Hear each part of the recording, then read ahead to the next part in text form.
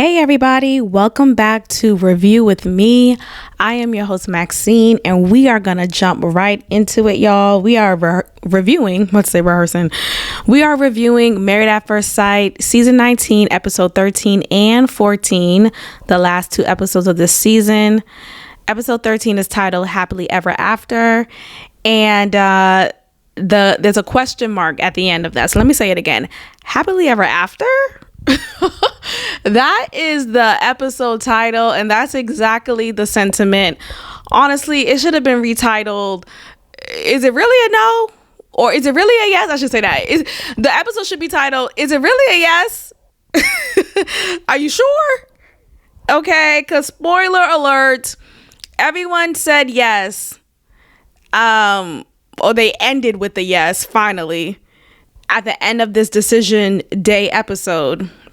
But come to find out, a week later, it was like, no, I know there's like a year and a half lapse of time that happens before the reunion.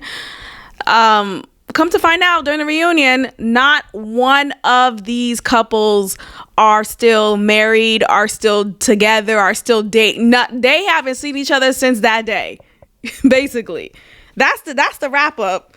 So 0 out of 5 couples have lasted, have really even tried to stay together as a married couple. And what I'm surprised about the most really is episode 13, the decision day episode, Happily Ever After? Or should I say, is it really a yes? What I'm surprised about this episode is the fact that all these couples said yes. I really thought they were gonna come strong with their no and stand on business. And I say that because 2 out of the people in this season who came in strong with their no were manipulated, coerced in a way, low key, to say yes. And I don't know if they get a stipend for how many yeses they get at the end of this season, but that was seemingly the impression that I received. Okay, that was the impression that I received. So let's jump off with the order of everything. So remember, last episode, we end off with Will calling Brittany, letting her know in advance, hey girl, I'm about to say no. So get your tears in order. Learn how to self-regulate yourself, right? Learn how to control your emotions, because I'm about to say no to your ass. That's what he said to her. Yet on this episode, we wait till the very end, of course, because they want to get all the viewership. We wait until the very end to get to Will and Brittany and see how they do. So we'll get to the very end and talk about that conundrum. So we start off this episode with Josh and Jalen. They talk again about the whole Burning Man gate, how Jalen's not really into festivals and that she doesn't want him to resent her if she were to not go along with him, or if she were to request for him to not go that year or whenever. And she knows that community is such a big deal to him, and this is his way of being community oriented. Josh reassures her, hey, look, I love you. I want you. This is beyond Burning Man. And he says, without a doubt, I say yes to you. Without a doubt, I want to be with you, yada, yada, yada. And I thought she was going to say no. I really thought she was going to say no. But like I said, all of these couples said yes, or ended with the yes. So they say yes. And I was surprised. I'm like, okay. Me and Freckles Bay looking at each other like, how did we get this wrong? But we got it right by the end of the reunion, okay? Or by the reunion. So we jump into the next couple. Crazy ass Rhonda and Pat. Pat came in with the energy of, look, I'm not taking your shit. I've been walked over throughout these 8 weeks with your ass, and I'm sick of it. And I am telling you no. So much so that his mannerisms, his body language while they were seated on the sofa together, she was pointing out that it seems like he's shut off. It seems like he's cold. And just from the way that you're seated, it's giving me the impression that you're going to say no. What I didn't like about her saying that was, don't tell me what I'm going to say.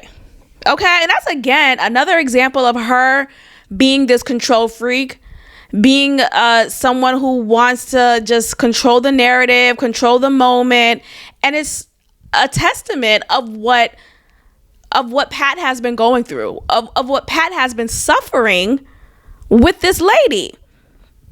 So I feel like low-key she did this like Jedi mind trick with him, because she's saying how she came in here with the hope that they could continue to work on themselves and continue on in this marriage, and she was still hopeful. And I was surprised by that, honestly. When I thought about the predictions, I still thought Pat was going to say yes, because of how much of a doormat he was throughout the 8 weeks. I really thought he was going to say yes. So I was really happy to see that he was standing on business, at least for a moment. But nonetheless, he was standing on business, and I was happy to see that. And I was surprised to see Rhonda wanting to be with him, or wanting to say, like, what? So that was a switcheroo that I did not expect.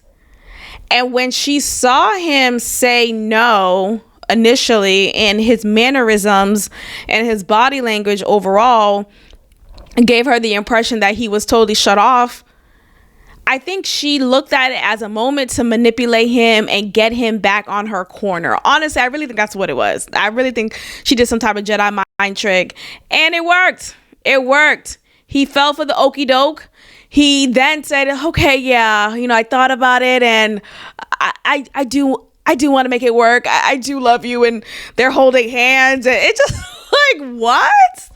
Is everybody okay?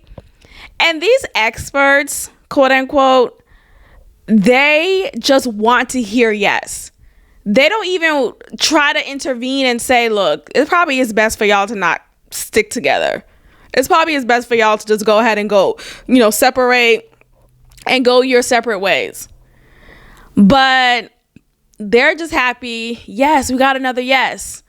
Yes, yes, yes. So we jump into our next couple, Meg and Derek. Meg and Derek. So Meg reveals to the experts that she, in fact, is pregnant. Everyone's shocked because this is the first and married at first sight history. And everyone's happy for her, congratulating her, happy moment. They both say yes to each other. And there was no hesitation behind that, though. But ultimately, I feel like had Megan not turned pregnant throughout this process, or during this process, I don't know if Derek would have stayed with her. Megan says during their time talking to each other at the couch, on the couch, she's saying, you make me a better person. And I didn't see that, right? I didn't see her say that to him throughout the 8 weeks. I didn't see her say, I'm learning so much from you. I really appreciate how patient and loving and kind you are. And I want to emulate that. I want to be better in those areas in my life. I didn't see that. So maybe she's maybe she really took that in, right? Maybe I don't know. So maybe he did show her that.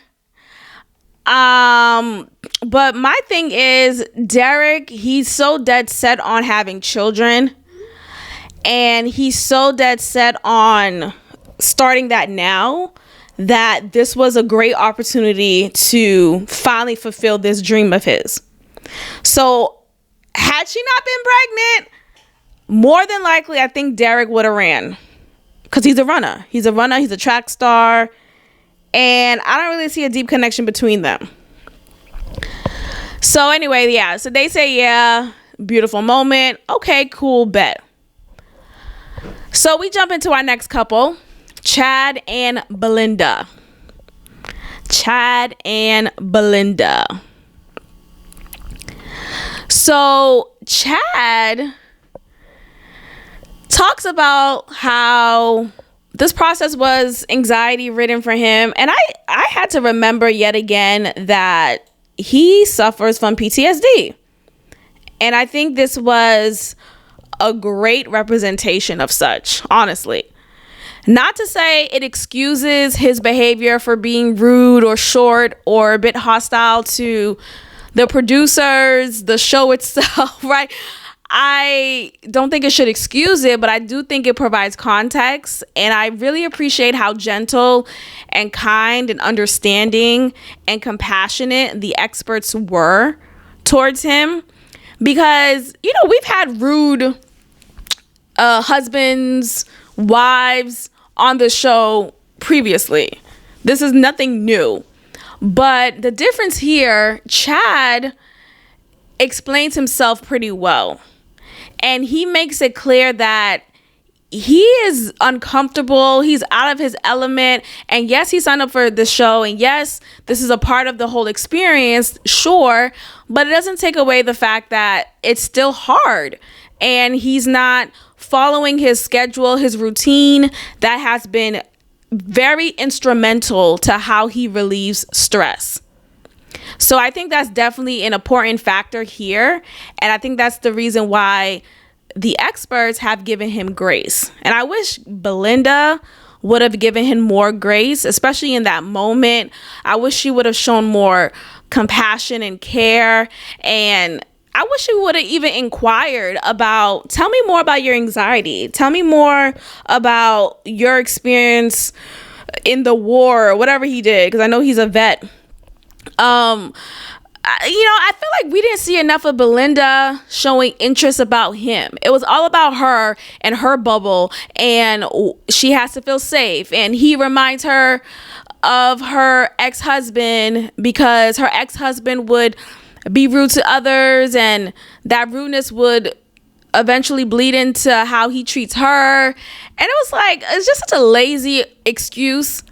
Right? You know, we all have some trauma from past relationships, sure, but you have to work that out and manage it well enough that you're not taking it out on your current partner. That's unfair. And you have to really see them for who they are, period. Not for the similarities that they may or may not have with your ex who treated you wrong. Anyway, they end up saying yes. I was surprised Belinda said yes. I know Chad was going to say yes. I know that because he really wanted this. He wants marriage. He wants a companion. And I'm proud of him for going through this process and sticking it out. It really shows the real of this whole experience of being on a reality show. But I think Belinda is the problem here. I really do. I think Belinda is someone who doesn't bend. Because she probably bended a lot in her last marriage. And that didn't get her far. But you have to go through this marriage with a whole new slate, a whole new attitude, a whole new perspective. But anyway, they both say yes. They both said yes. And then it's okay, hooray. Good for Chad. I'm happy for Chad. But we're going to get into this reunion episode in a moment because obviously this did not last. This show's a joke. Okay, so we jump into Will and Brittany. Will and Brittany, y'all. We finally get to their part of this decision day.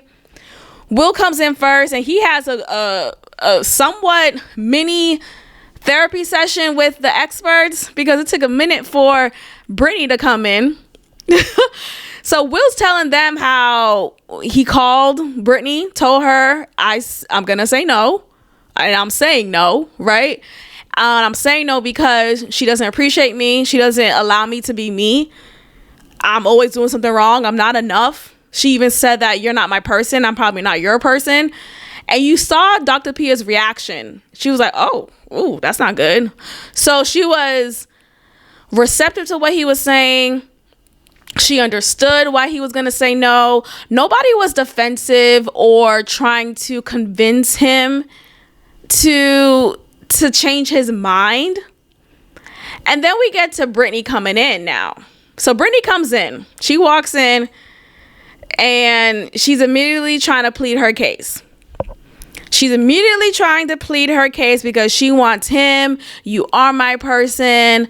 I do love you.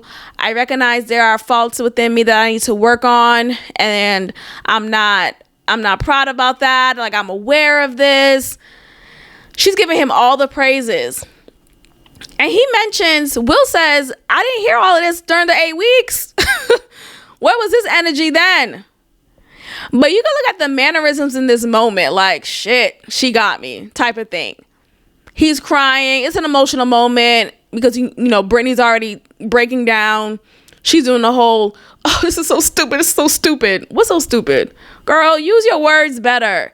It's not stupid for you to be vulnerable. It's not stupid for you to share your emotions and your feelings about this man and how you want this marriage to work. Stop saying it's stupid. What are you talking about? Like, she acts like she's in high school. She acts like she's in high school. Will's crying. Even Pastor Cal's crying. What are y'all crying?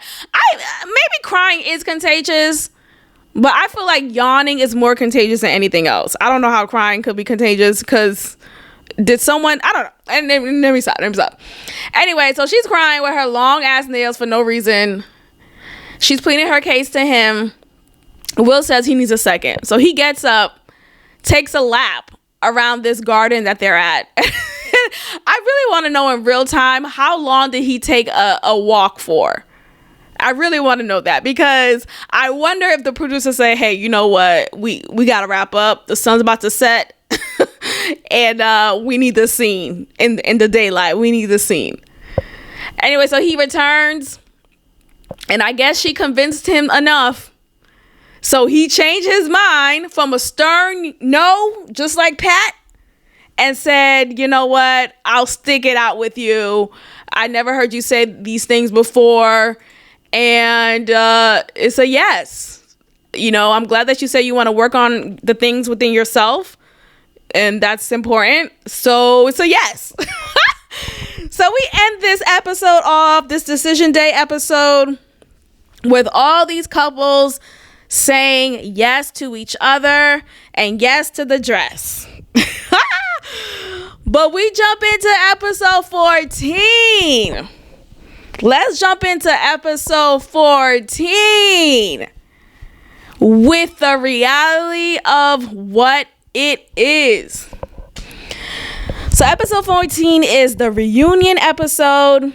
It's titled The Reunion. Our favorite pastor, our favorite host, Kevin Frazier, he is on it. I love it. I love him as the host. I hope he gets a good check. He does a good job every time. And I really loved how he handled Chad in this reunion, okay? Because naturally, one would feel annoyed or upset that Chad had an attitude with him. He even told him to shut up. But because Kevin Frazier is a professional that he is, he handled it with the grace, the understanding, and even the compassion, and not even on some mockery type of way or some condescending type of way. He handled it with the great compassion that it deserved, because he was aware of how Chad's anxiety gets the best of him. And anxiety looks different for many people, but ultimately the theme of anxiety is sometimes you could get irritable. Sometimes you can let your feelings of overwhelm take over, and it shows through you showing irritability. It shows through you demonstrating rudeness, and it gets in the way of having a productive conversation. So these things are real, right? So anyway, let's jump into the beginning of this reunion. And it doesn't seem like it'll be a two-parter. It just gets straight to the point. I really appreciate how this whole season was formatted, and I hope it continues just the same. So we jump into it. One couch is for all the wives and or ex-wives. One couch is for the ladies. The other couch is for the men. Okay. Immediately I see Megan, and I'm thinking, did she have a baby or did she not? Because her body is banging. Her stomach is flat. And I understand with postpartum, right? I know some, not every woman's the same, but typically you still have a little baby fat on you. But she did not look like she had any during this reunion, that she had a miscarriage. Now, I don't know how soon in the pregnancy she had the miscarriage. They didn't give details, but nonetheless, she had a miscarriage. And I'm sorry to hear that. I don't know if she had one prior to this. She is 38. So I don't know if that made a factor in it. But that is why they say you shouldn't reveal to others, to anyone really. Shit, maybe not even to your husband until you're 3 months along. Like, hey, by the way, I'm pregnant. Because they say until it's past the first trimester, it may not be a viable pregnancy. Things could happen just naturally in your body, regardless of what your age you're in, right? You could be, many women who are 38 or even older have had children and have had successful pregnancies, did not experience miscarriage. And that's not a thing that's necessarily a mandatory experience. Anyway, we're kind of jumping around. So yeah, that's a little spoiler alert. That's why she looks the way she looks. She didn't have a baby. So we start off with this reunion episode talking about Jalen and Josh. We see Jalen really diving into the culture of Burning Man. She decided to go with Josh to Burning Man. We see clips of them hanging out in Burning Man. She's being very participatory. She is in it. She's doing her part, and I'm really proud of her. For someone who was just having a brief temper tantrum about Burning Man and how she's not into festivals and all these things, she really tried. She really showed effort and did what he wanted. She was always doing what he wanted. She always did the adrenaline rush type of activities. Come to find out, they're not married. They decided to, Josh decided to dump her immediately. Upon return from vacation that they had together, they were having some strife during the vacation. And Jalen starts off by telling us that he broke up with her during the vacation. But come to find out, he broke up with her when they returned home from vacation. It was just that during the vacation, he was trying to break it off. But Jalen saying, can we at least make it work? Can we try a little bit? Because she wasn't aware that Josh was unhappy with her and unhappy in their marriage. Josh tells us why he was unhappy with her, and it still doesn't make any sense to me. He says he needed to be with someone who loves Burning Man as much as he does, who share the same love and passion just naturally towards festivals, towards these extreme activities. And despite Jalen making the effort that she made to be a part of this world that he's so heavily in, it wasn't enough for him to see it as great work from her end. And he just said, yeah, he can't be with her. Like, it just kind of snapped, honestly. It just like instantly snapped. He just changed his mind instantly and he was over it. He said he knows when he's in an unhealthy situation, when he does things out of impulse. And apparently, not even apparently, he said himself to her that he bought a motorcycle and a car on a whim. And when he realized he did that, that was a sign of him being impulsive. And that's a sign of him not being happy in his current marriage. It just was, sir, what the fuck are you talking about? What does that have to do with Jalen? Why aren't you happy with her? You kikiing, you laughing. You wanted her to come with you. She comes with you. She's not a grouch. She's doing her part. She's happy. She's really going for it. Like, I'm really surprised because Jalen comes across as, okay, look, I'm not going to keep on doing this with you. I've done it already. And it's still not enough. Like, it's just still not enough. So I think something's off with Josh. I think not only is he an adrenaline junkie. Sorry, it's hard for me to say that. Not only is he that, but it seems like he's a little psychopathic. I don't know. Something was a little off. Like, for him to instantly turn off that attitude or that energy towards her and cut it off the way that he did. It might be some underlying psychopathy that's going on, or maybe it's just untreated ADHD. For him to be so about chasing these highs, I do wonder if it's untreated ADHD. And we already know he's dyslexic. I mean, he didn't say that, but it's clear. He can't even write a paragraph, talking about he needed 4 days to write 4 paragraphs. What? So I feel bad for Jalen because I would be pissed. I would be pissed because I did all of this for you. I jumped out of a plane. Granted, that was one of the things that she wanted to do, right? That was on her bucket list. But still, I did all these adrenaline rush things with you, for you. Really for you. Really for you. Yet it wasn't enough. And I think that's not a Jalen problem. That's a Josh problem. He's not enough. That's what it is. He's not enough. He doesn't feel adequate within himself. He's not happy with himself. He's not happy with his life. And that is why he chased the way that he does.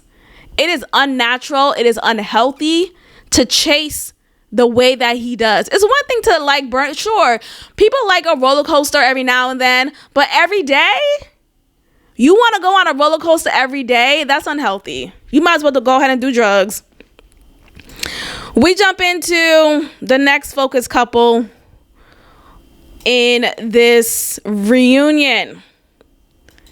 Let me see. I'm trying to go in the order. And let's get into that. So, Belinda and Chad. We learn about Belinda and Chad and how Belinda tried, or she says she tried, and they got into it. They had a blow up. What was the blow up about? I don't know, something about their dog or her dog. Okay, I remember now. Okay. So Chad has a cat, and apparently the cat has anxiety or is really shy. So we never got to meet the cat during the 8 weeks they were filming. We finally learn about the cat afterwards through Belinda's story right now. And when Chad brought the cat to their home, apparently Belinda's dog jumped on the cat or was playing roughly with the cat, and it led to Chad reacting harshly. It was a bit harsh from what Belinda is saying, and there was a scratch. I don't know, something about Chad yelling at the dog and yelling at Belinda, because Belinda, I do feel like Belinda treats her dog like it's a human. Enough with letting your dogs sleep on the bed.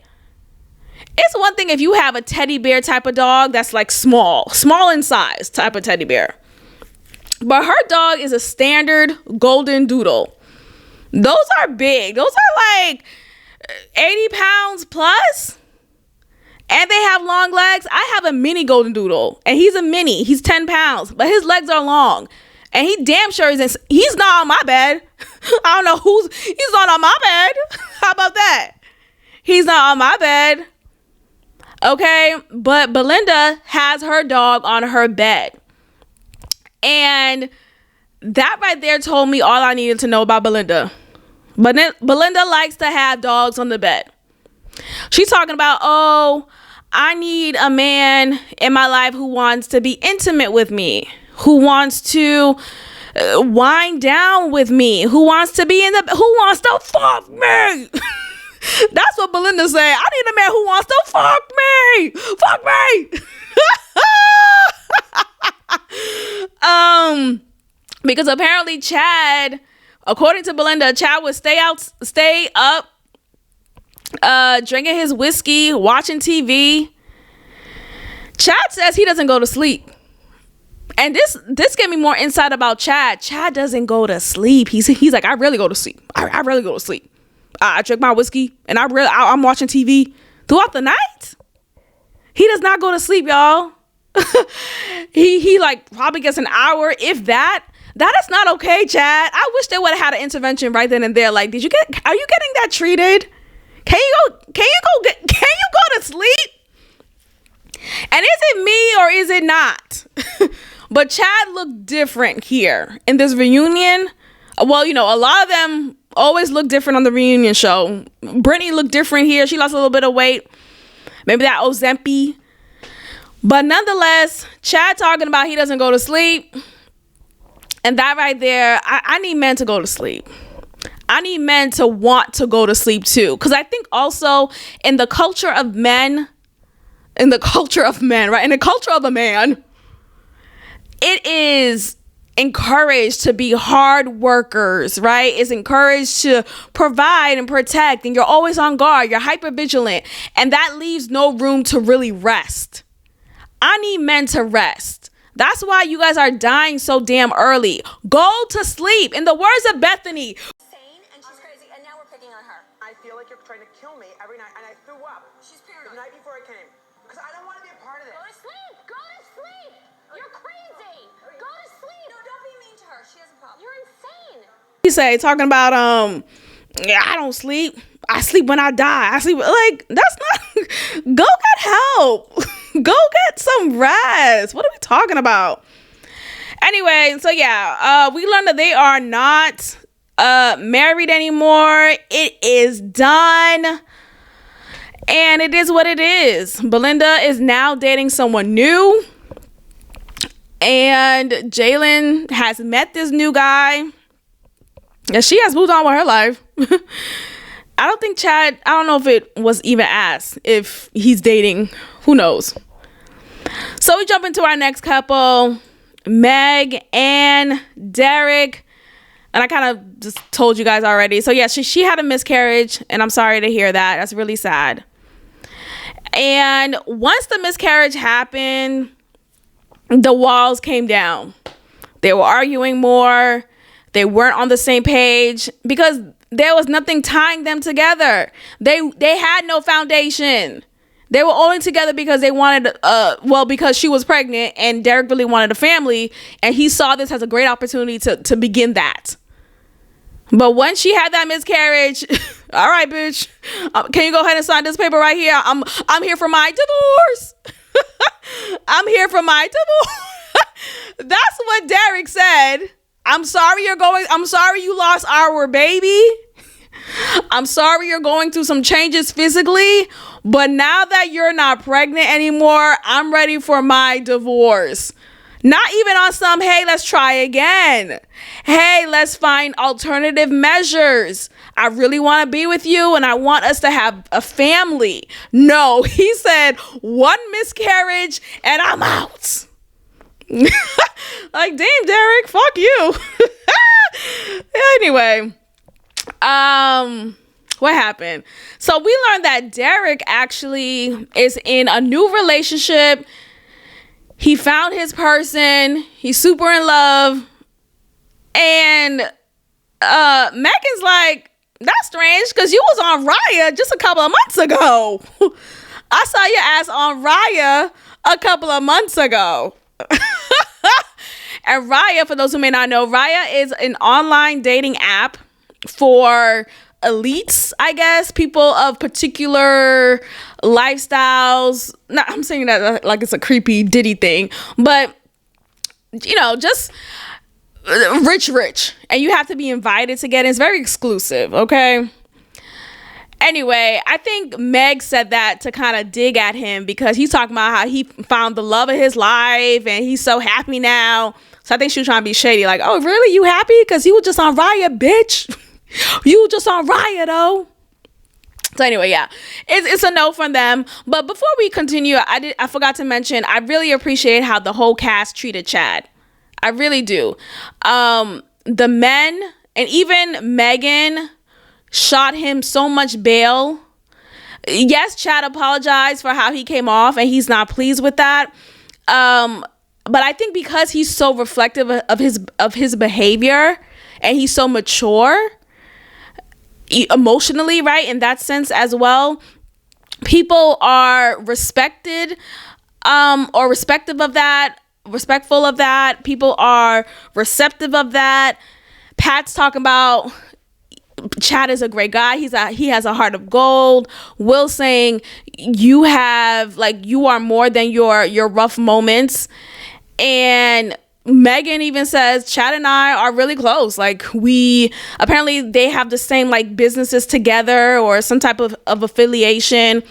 And I wonder if Belinda was like, all right, y'all, too much on Chad. Like, too much of y'all sucking his dick. Fuck that nigga. He yelled at the producer, so I'm mad. Like, but Belinda, please, you're not really much of a giver in your relationship. Anyway, let's continue. So yes, Megan and Derek, dunzo. So now we move into the next dunzo couple, Will and Brittany. Yo, they show us not behind the scenes, but one of those like hidden cameras footage of Brittany and Will in their shared apartment. Because I guess they signed a lease there, or it was right after the 8 weeks or right after the decision day. And I guess there's still some recording that's taking place, but it's not with the full crew. It's just received by the surveillance footage. So we see in the footage that Will, it's literally a week after, or maybe a few days, not even. I think it was even the next day. It was shortly after the decision day, okay? Will said during the reunion that he knew he didn't really want to say yes, but he did anyway because he felt bad. He felt bad. But he regretted it internally. So when he was about to leave to go to work, because we know that he works and he travels for work doing IT. And he leaves for a few days, if not for a week. So we see him packing up, getting ready to go. And before he leaves, he's telling her, I don't want to be with you. I'm done. I'm not interested, and I'm not invested in this marriage. I don't want to be with you. And he says it very cold and straightforward, according to how Brittany describes it. And I believe it probably was cold, but I think he needed to be that way. And he said it himself. He said, I apologize for how I came off, but I felt like I needed to say that way for it to be clear and succinct. Like, I need to let you know very clearly. There's no confusion. There's no, well, he kind of said this, but he said that. No. I'm done. It's over. So we see in the footage, she's walking him to the door. She's trying to trap him from leaving. She's like, can you just tell me you love me? Can you just tell me? Girl, I'm embarrassed. And I know it's probably, look, sure, he's her husband, right? She's fighting for their marriage. So she shouldn't be seen as embarrassing for that, but I still find it embarrassing. I do because, ma'am, you knew what it was before you begged him to stay. You basically forced him to stay. And now he's finding the courage to really let you go and move on. Move on too. So I felt bad to see that. And then we learned she was still trying to fight for their marriage, right? So she texted him a couple of times, tried calling him. He would try to tell her again via the phone that, no, he's done. I'm done. And then he said he ended up blocking her. And you see her face like she kind of got smushed in the face when he said that. And once she realized that he wasn't responding to her texts or her calls, she goes by his house, y'all. She goes, and apparently it's the same complex that he lives in with Jalen. She goes by his house and drops off a letter that she wrote for him. And she said she only been there once. But Will tells us, according to what the leasing office says, she's been there more than once. She's like, no, maybe they say more than once because I'm there to go visit Jalen. Why are you visiting Jalen, though? How convenient is that? Girl, bye. I believe she was there more than once. Anyway, so she dropped off a letter to him. He said he never read the letter. He never read the letter. Fuck that letter. Burn that letter. I ain't no letter, ho. And so she felt smushed in the face too from that. So we are just like sitting there watching this like, this is embarrassing. Like literally couple after couple after couple immediately said, absolutely not. Never mind. I'm not doing this with you anymore. So we jump into our last couple.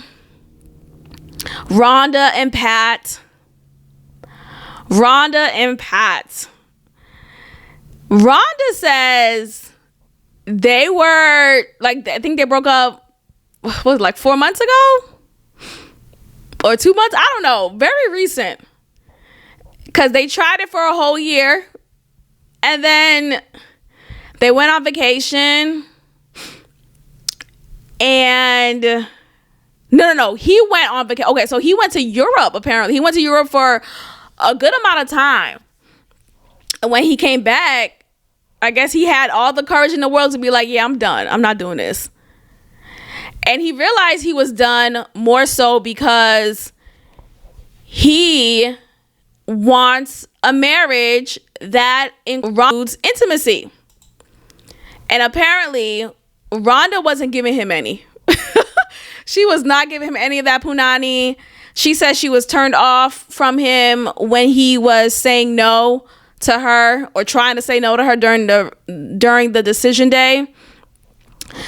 And that is the basis of her being turned off.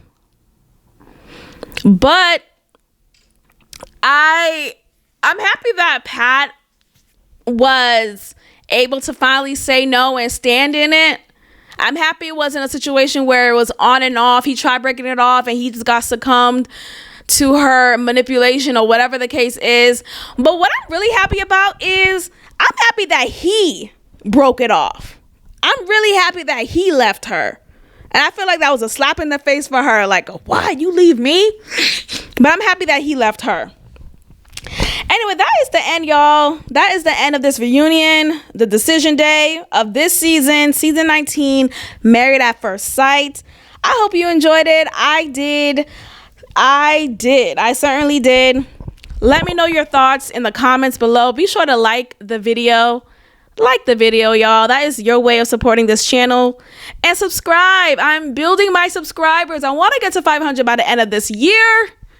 So that's the goal. So if you are not subscribed yet, if you are listening to me and you have been listening to me for a little bit now, you haven't subscribed, hello.